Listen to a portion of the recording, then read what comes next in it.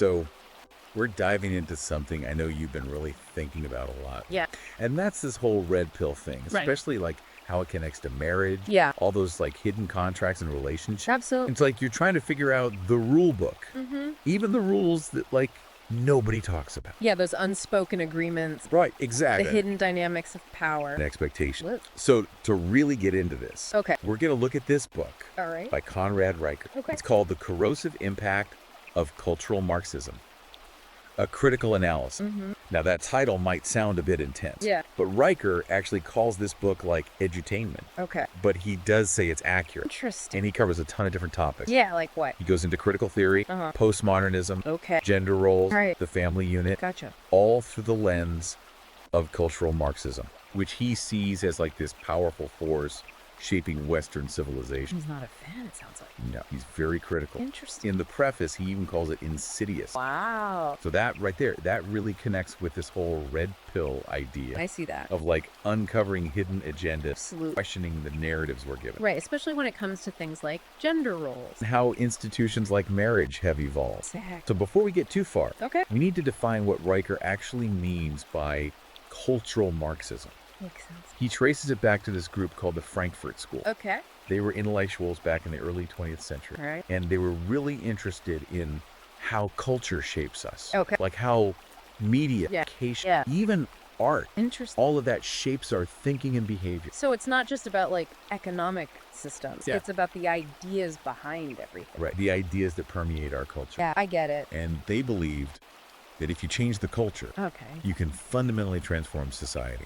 That's interesting. And this is where that idea of the long march through the institutions comes in. Okay, I've heard that term. It's about this gradual, long-term strategy Okay. to shift society's values and norms over generations. So like slowly changing the rules of the game. Exactly. And that could be seen as creating like this new unspoken agreement. Like a covert contract, Yeah. replacing the old ways of doing things. Precisely. Wow, that And this is exactly how Riker connects it to the red pill. makes sense. He argues that this long march has had a huge impact. Okay, like on what specifically? Well, he talks about the family structure, Yeah. education, even how we perceive masculinity today. Yeah, I can see how that would be relevant. So let's start with the family. Okay. Riker really goes deep on what he sees as the breakdown of the traditional family unit. Okay. He links it to the rise of feminism, things like no-fault divorce, and the increase in single motherhood. So he sees those as connected. Yeah, in his view, they all stem from this cultural Marxist influence. That's definitely a controversial take. Oh, absolutely. But I'm curious to hear more about how he ties it all together. Well, it all goes back to those covert contracts. All right. Those unspoken agreements. Exactly. So how does that apply to the family? Because if traditional roles and expectations within marriage are disrupted, Okay. it's like the agreed upon terms are being rewritten. Interesting. And maybe not everyone's fully aware of it. Yeah, like the rules are changing, but no one's saying that out loud. Right. And that's the core of his argument. Okay. That these shifts have happened gradually, almost insidiously, Yeah, like under the radar. impacting the very fabric of society. So it's not just about individual families. No, he's talking about like a societal level change. Wow. Then there's education. Okay. Riker believes that education has become less about actual learning Okay. and more about pushing a specific agenda, one that he sees as undermining traditional values. So he thinks there's like a hidden curriculum. Yeah, he presents a pretty strong case Okay. that education, especially in recent decades, Huh? has become this battleground for ideological influence. I can see how that would be seen as a kind of covert contract. Right. Like the way things are taught is shaping how students think. Exactly. Without them necessarily realizing it. Like the curriculum and the teaching methods are subtly shaping how students see the world. Yeah, that makes sense. And that actually connects to another big theme in the book, What's that? identity politics. Okay. Roker is very critical of identity politics. He sees it as inherently divisive. So how does he explain that? He says that instead of focusing on what unites us, Okay. identity politics emphasizes our differences, which can lead to more conflict. Yeah, I can see that. He even used the example of that Google engineer. Oh yeah, James Damore. Yeah. The one who was fired Right. after he wrote that memo. About diversity policies at Google. Right. Riker uses this example to show how challenging certain narratives, Okay. even if you think you're just expressing your opinion, Yeah. can have some serious consequences. It's like getting fired. Exactly. So it's like there are these unspoken rules Yeah. about what you can and can't say. Right. Even what you can and can't think. And if you step outside of those boundaries, This is going to be backlash. exactly, and that leads directly into his concerns about free speech.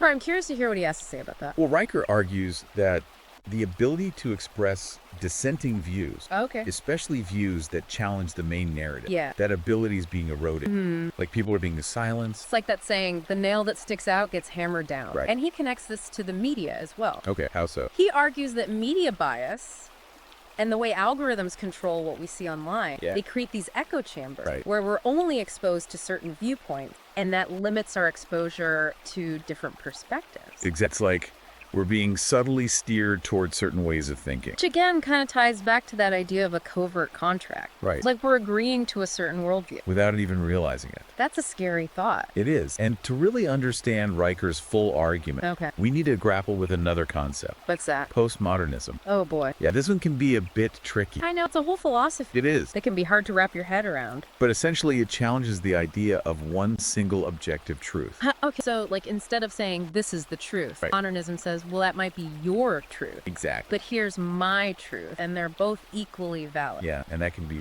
really frustrating. You can imagine, especially if you're looking for a clear-cut answer. Like many people in the red pill community are. Right, they want to know what's real. Exactly. And this can feel like the rug is constantly being pulled out from under you. Yeah, no stable ground. And Riker argues that this sense of uncertainty and confusion, that's created by postmodern thinking. Yeah. It actually plays right into the hands of cultural Marxism. So he's saying it makes people more vulnerable. Yeah, like by questioning objective truth, it becomes easier to manipulate people. Interesting. Present narratives that serve specific agendas. And he sees that as a problem. Oh, absolutely. So we've got this cultural Marxism thing, which Riker sees as this driving force behind major societal shifts, affecting everything from the family to education to free speech to how we perceive reality. That's a lot to take in. It is a lot, and we're just scratching the surface here. Right. There's so much more to unpack. I'm already feeling like I need to process all of this. Yeah, it's a lot to think about. But I'm definitely intrigued. Good, because we're just getting started with this deep dive. I'm ready for more. There's so much more to explore in Riker's analysis. Looking forward to it. It's like Riker connects cultural Marxism to how we see gender now. Yeah. He says it's gone way beyond just equality. Now it's about redefining what it even means to be male or female. Blurring those traditional lines. Exactly. He really dives into the transgender movement, and he sees it as a direct outcome of this cultural Marxist to get rid of traditional categories and hierarchies. Like those old ways of thinking just don't fit anymore. Right. It's like he's saying those understandings of male and female, they're being intentionally deconstructed. That's a strong statement. It is. And he even suggests that all these antidepressants that people are using, that's like a symptom of this societal upheaval. Like people are struggling to adapt. The logic. Yeah. To a world where the old rules don't apply anymore. I can see that. It's like this feeling of unease. Things are changing too fast. Yeah. And all those traditional anchors of identity, they're gone. So you feel lost. Right. And I can see how that connects with the red pill perspective. I can too. That feeling of being disoriented. Like the world shifted under your feet. Exactly. And Riker, he doesn't hold back on feminism either. What does he say about that? He sees it as a movement that's going off the rails. Humanizing masculinity, contributing to the breakdown of the family. And he links that back to covert contracts too. Oh yeah. He suggests that feminism has basically rewritten the contract. Between men and women. Exactly. And not always for the better for both sides. That's an interesting way to look at it. Yeah, because on one hand, there's this push for equality, which is good. Yeah. But Riker argues that dismantling those traditional roles and expectations, it's led to confusion and resentment. Yeah, like the rules changed, but no one told us the new ones. Exactly. And everyone's just trying to figure it out. I think that's where his work might resonate with a lot of people, especially those in the red pill community. Because if you're feeling like the ground has shifted and those unspoken agreements are gone, Right. Riker's perspective might help make sense of those feelings. he's saying, hey, you're not crazy. Okay. These changes are happening. Right. And they're having a real impact on men. Yeah, that's a powerful message. It is. And he's particularly concerned about men and boys. Okay. He argues that they're being marginalized, even demonized in this new culture. He sees those traditional virtues of masculinity. Like what? Strength, stoicism, assertiveness. Okay. He says they're being reframed as toxic and oppressive. Wow. So it's like a complete flip. It is. And he connects this to a bunch of issues. Like what? The decline of fatherhood, the rise in male suicide rates. Okay. He argues that men are being left behind in this whole cultural shift. He brings up education too, right? Oh, yeah. He suggests that schools They're actually undermining boys' development Interesting. by promoting a feminist agenda that doesn't value their strength. Yeah, so he thinks boys are being disadvantaged. Yeah, and it's a pretty harsh assessment. I can see that. But I can also see how it would appeal to people who feel like men are being unfairly targeted. Yeah, blamed for society's problems. Right, and he even connects this to the prevalence of antidepressants. Oh, wow. Suggesting it's not just individual factors. But like a societal problem. Yeah, a sense of unease stemming from all these changes. That's a pretty big claim. It is. So we've talked about how Riker sees these shifts impacting families, education, masculinity. Yeah. But he also makes this really important point. What's that? About how ideologies actually work. Okay. He says they operate on a subconscious level. We don't even realize they're affecting us. Exactly. It's like that analogy of the fish not knowing it's in water. Right. Riker says that cultural Marxism is so powerful because it shapes our thoughts and beliefs. Without us even knowing it. Exactly. That's a scary thought. It's about becoming aware of those underlying currents, those unspoken assumptions that shape how we see the world. So it's like waking up from a dream and realizing the world isn't what you thought it was. Exactly. And that can be both empowering and unsettling. How so? Because on one hand, you realize you have the power to choose how you respond to these forces, but it can also feel like you're fighting an uphill battle. Against these really ingrained ideas. Right. It's like you've seen the Matrix. You know what's going on. But now you have to figure out what to do about it. That's a tough spot to be in. And that's where Riker's call to action comes in. Okay. What does he say we should do? He doesn't want us to just sit back and watch. Right. He wants us to actively push back. Against cultural Marxism. Yeah. He wants us to fight against what he sees as its harmful influence. So what does that look like? He encourages his readers to educate themselves, to speak up, to challenge the narratives they see in the media. Even in their own family. Yeah, everywhere. That's a big ask. It's like he's saying, don't let them control the conversation. Okay. Engage debate and stand up for what you believe in. That's a powerful message. And I think that message of taking control really resonates with the red pill community. They're already questioning the status quo. Exactly. But it's important to remember that Riker's perspective is just that. A perspective. Yeah. It's one way of looking at things. Right. It's not the only way. And not necessarily the right way. Exactly. And that's what we're doing here. Okay. Diving into these ideas, examining them critically. Help the listener form their own conclusions. Exactly. I like that approach. So as you're listening to Riker's argument, ask yourself, what rings true for me? Okay. What do I agree with? Yeah. What do I disagree with? That's good advice. It's about developing critical thinking skills, learning to see through any ideology. No matter how persuasive it might seem. So one thing Riker keeps coming back to is how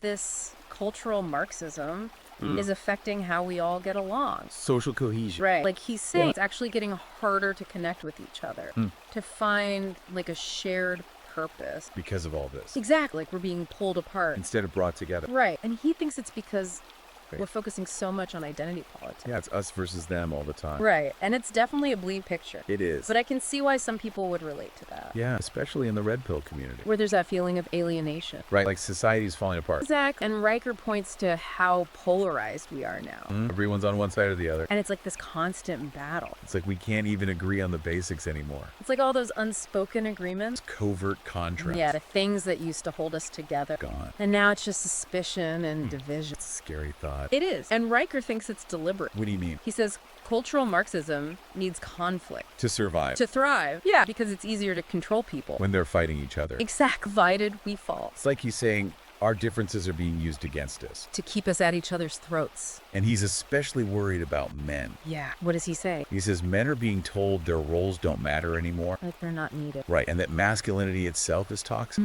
Which, for someone who believes in the red pill, that just confirms their suspicion. That there's a plan to get rid of masculinity. Exactly. And Riker suggests that this feeling of alienation, it contributes to all these problems. Like what? The rising male suicide rates. Oh, wow. The decline in men going to college. Okay. Men dropping out of the workforce. He's painting a pretty bleak picture. He is. It's like men are being told they're expendable. And that can lead to hopelessness. Right. And he says this message is everywhere. Like where? In the media, education, culture. Constant attack. Yeah, it's chipping away at men's sense of purpose. And their place in society. So if Riker's right, and this cultural Marxism is really controlling everything, what can we do about it? That's the big question. There's no way out. Well, Riker has a few suggestions. Okay, I'm listening. First, he says education is crucial. Like, we need to understand how this ideology works. How it affects us. Right, how it influences our thoughts and beliefs. Even when we don't realize it. Exactly. It's about exposing those covert contracts. Right. Becoming aware of those unspoken agreements. They control our world. Yeah.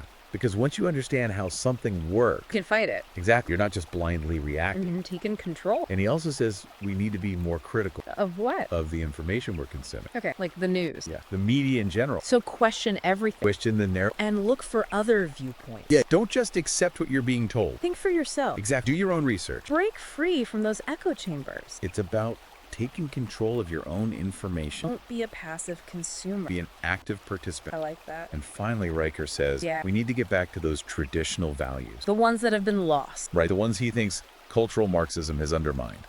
So like what? Things like family, Okay. faith, hard work, All right. personal responsibility. The basics. Yeah, the values he believes built a strong society. So even though Riker's book, Yeah. it's pretty intense. It is. And some might say controversial. Definitely. It does make you think It really does. about what's happening in the world And the choices we have. as individuals. Exactly. And whether you agree with him or not, Yeah. it's a book that makes you question things.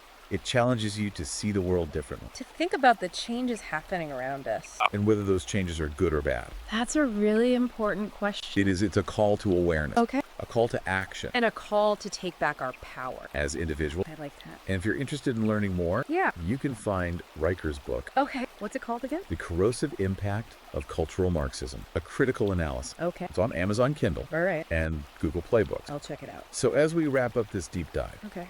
what are your main takeaways? That's a good question. What really resonated with you? Yeah. What challenged your thinking? I think. How does all this connect with your own experience? Yeah. Especially the things that led you to the red pill. Because that's what these deep dives are all about. Exactly. To get you thinking To critically. give you the tools to navigate this crazy world. We're not here to tell you what to believe. Right. We're here to help you figure it out for yourself. And that's something no one can take away from you. Your ability to think for yourself. Exactly. So until next time, Okay. keep questioning Keep exploring. and keep diving deep.